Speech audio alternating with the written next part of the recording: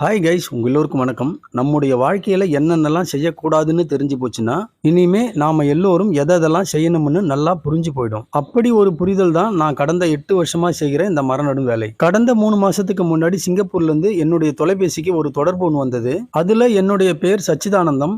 நான் கோயம்புத்தூர் மாவட்டம் வடவள்ளி என்ற ஊரு. நான் கடந்த 30 வருஷமா சிங்கப்பூர்ல இருக்கேன். நீங்கள் செய்கிற மரம் நடும் பதிவுகளை பார்க்கும்போது ரொம்ப சந்தோஷமா இருக்கு. உங்களுக்கும் உங்க குடும்பத்துக்கும் என்னுடைய மனமார்ந்த வாழ்த்துக்களை தெரிவிச்சுக்கிறேன்னு சொல்லிட்டு, அப்படியே நம்ம தமிழர்கள் அனைவரும் ஆங்கில தேதியை வச்சு பிறந்த நாள் கொண்டாடுறாங்க.